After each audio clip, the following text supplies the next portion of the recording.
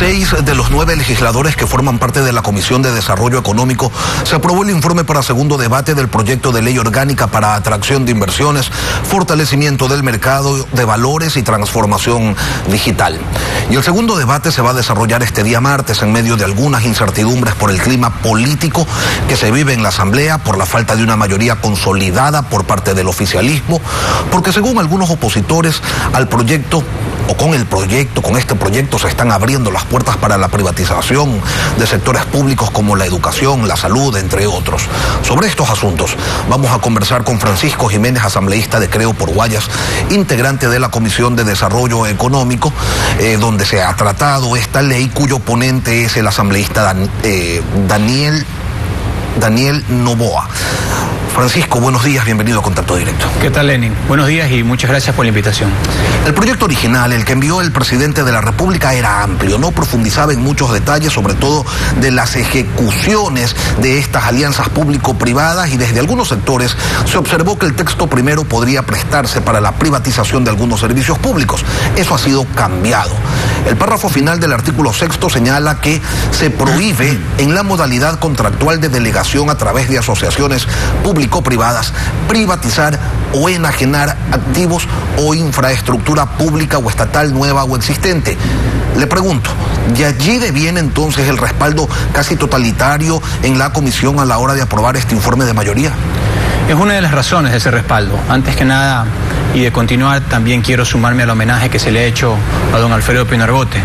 Él era lo que alguna vez Jean-Paul Sartre definió como periodismo comprometido, porque nunca dejó de ser periodista y tampoco nunca dejó de estar comprometido con las grandes causas nacionales, así que quiero también hacer extensiva esta oportunidad a un sentido homenaje a toda su trayectoria de más de 50 años. En relación con lo que usted me acaba de mencionar, efectivamente, esa y otras razones más son las que motivaron el apoyo de 8 votos en el informe para primer debate en el Pleno y de 6 votos a favor en el informe para segundo debate en el Pleno.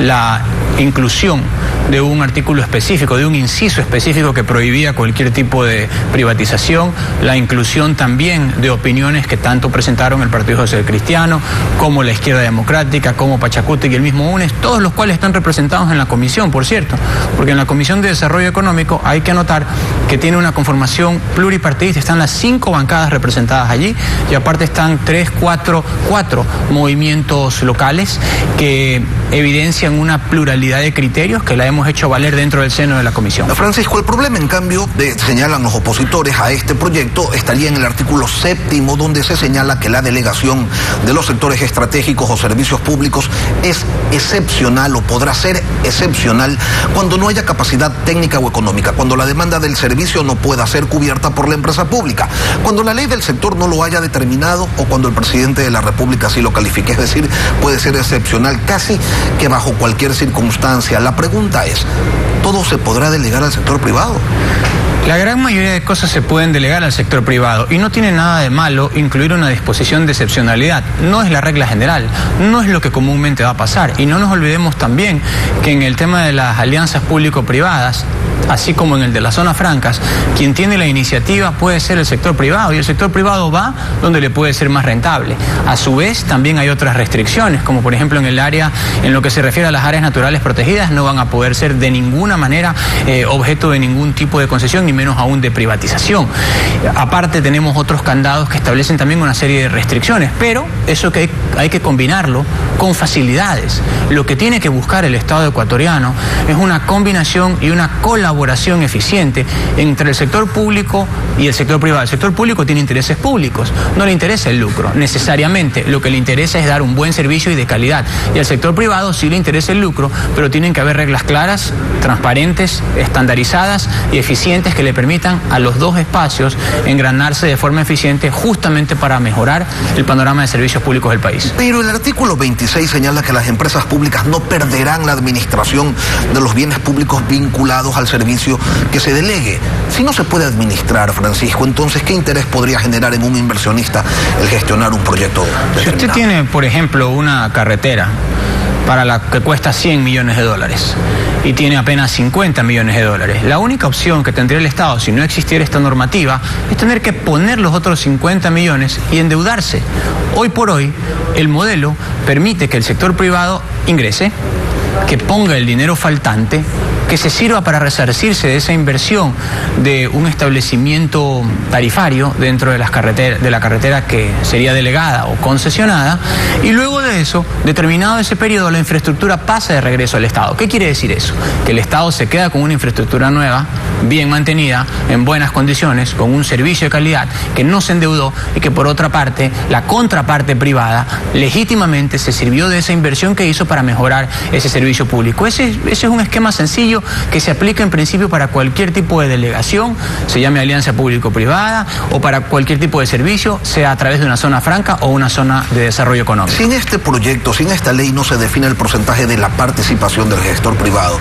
Entonces, sobre todo en los sectores estratégicos, entonces, ¿quién lo define? ¿En qué momento se define aquello? La parte del sector privado la define la rectoría del sector público. No nos olvidemos que se trata de contratos desde el punto de vista del derecho administrativo híbridos. ¿Por qué? Porque interviene una parte pública, interviene una parte privada. Pero ¿por qué no existe un límite, Francisco? Porque desde la oposición se dice, entonces pueden venir y decir concesiono al 90% de un pozo o de un campo petrolero. Sí existen límites, vienen límites dados por los años. Por ejemplo, en diferentes tipos de contratación está a 20 años con opción renegable. En el porcentaje de participación no existen límites, pero no nos olvidemos que tampoco es que estamos en una situación definitiva en el segundo debate.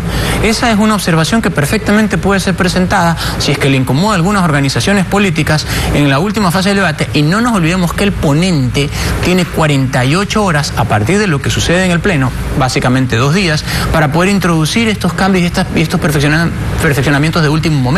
Lo que tiene que quedarle claro al país es que esta es una legislación buena para el Ecuador, que va a generar un panorama distinto de inversiones, que lo que busca es atraer inversión extranjera al país. Y no nos olvidemos que en los últimos 10 años apenas el 0.8% de inversión extranjera en relación con el Producto Interno Bruto es lo que se ha podido captar en el Ecuador. Y eso tiene que cambiar. Sí, desde el oficialismo, desde el gobierno, se señala que con este proyecto de ley ahora sí vendrán las inversiones y se revertirá esa realidad de ser el país con menor inversión extranjera de la región. Y sostienen que esto a su vez va a generar miles de puestos de trabajo. Pero ¿sabe qué, Francisco? Desde 1997, incluso de antes, se vienen creando normas para supuestamente volver atractivo al país a los capitales extranjeros. Muchas de esas leyes se las construyó con el respaldo incluso de los gremios productivos, como el famoso Código de la Producción. Y nada, no ha pasado nada. ¿Por qué en esta ocasión ustedes dicen que sí va a ser distinto? Primero porque son normas más eficientes y nosotros nos vamos nutriendo de la experiencia. No hay que olvidar que, al fin y al cabo el mundo no se hizo en un día. Tomó algunos días hacerlo. Y hoy también tenemos una primera experiencia. El gobierno de los últimos 14, 15 años intentó, por ejemplo, un proceso de sustitución de importaciones que nos dejó sumamente endeudados y con un déficit fiscal muy alto que ahora el gobierno del Encuentro ha buscado completar y ha buscado superar. Y de hecho hemos avanzado bastante, déjeme decirle, en estos 10 meses. Pero está claro que tenemos que perfeccionar nuestro sistema de zonas francas. Mire usted que en el caso de Colombia existen más de 100 zonas francas que dan apoyo y empleo a 130.000 personas. Hoy en nuestro país apenas tenemos un empleo adecuado para 3 de cada 10 de la población económicamente activa. En el caso de las alianzas público-privadas eran marcos muy rígidos y además muy discrecionales. Y eso hizo que en 5 o 7 años apenas hayan 5 proyectos que se hayan constituido como alianzas público-privadas. ¿Qué quiere decir esto? Que todo es perfectible, pero tenemos que remar todos hacia un mismo lado. Una de las cosas que yo he sostenido en mis debates dentro del Pleno es que el Ecuador todavía está en la búsqueda de un contrato social que lo represente y que le permita tanto a la oposición como al gobierno poder impulsar de manera conjunta esos proyectos. El gobierno eso lo ha comprendido y el presidente Lasso está en ese rumbo. Nosotros lo que queremos es que las organizaciones políticas también entiendan que el país no tiene tiempo que perder. Quienes no están en ese rumbo son Pachacutic y UNES, quienes votaron en contra de este proyecto, al menos en la comisión, pero todo apunta a que la aprobación del proyecto de ley se pone cuesta arriba. ¿El Ministerio de la Ley es nuevamente la carta a la que le estaría apostando el régimen, o ustedes sí contemplan la posibilidad de que la oposición se imponga y les niegue la aprobación de este proyecto de ley? En el Pleno todo puede pasar.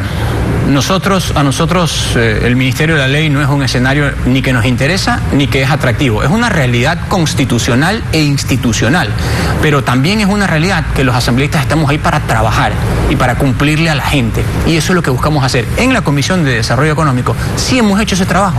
Hemos procesado más de 50 presentaciones de la sociedad civil, de autoridades y de una serie de personas que han ido a exponer sus criterios. Hemos procesado más de 200 observaciones. Se ha mejorado sustancialmente el proyecto, pero ahí no se agota el universo. También tiene que ver con el Pleno. Y en el Pleno sí, la clase política, la representación del Ecuador, que somos los que estamos ahí en la Asamblea Nacional, tenemos que darle la cara al país. Y si hay que mejorarlo, mejorémoslo.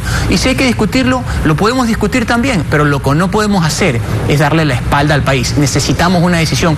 No debe ser por el Ministerio de la Ley, no debe ser archivado, pero sí es una normativa que si la aprobamos le va a hacer mucho bien al Ecuador. Francisco, ya sabemos que la muerte cruzada es un instrumento contemplado en la Constitución y que es facultad del presidente el aplicarla si lo considera conveniente. Eso es claro.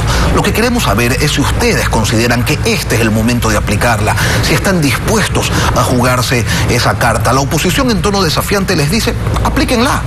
Y lo que se ve es que ustedes o no quieren o no se atreven. Yo creo que esto no se trata de como cuando uno está en la escuela y viene un chico y lo reta a pelear y dice, ok, vamos porque no te tengo miedo. Yo creo que el país exige consideraciones de muchísima mayor seriedad. Por lo tanto, no se trata aquí de provocaciones infantiles de quienes eventualmente quieren especular con el hecho de que su candidato sea el próximo presidente de la República, porque como dicen, ok, tenemos una nueva elección, entonces veamos si esta vez sí nos va bien. Yo creo que el país exige mucha más seriedad y el gobierno lo está haciendo, pero aquí hay un tema importante. Esta institución de la muerte cruzada está prevista para un escenario de bloqueo del legislativo versus el ejecutivo, viceversa. Aquí lo que está claro es que el gobierno quiere que el país salga adelante y lo que nos interesa es que no exista ese bloqueo y que la clase política entienda que el país está muy por encima de los intereses sectoriales de algunas agendas. Francisco Jiménez, asambleísta de Creo, miembro de la Comisión de Desarrollo Económico donde se ha analizado el proyecto de ley de atracción de inversiones. Gracias por acompañarnos hoy aquí en Contacto Directo. Gracias, Lenín.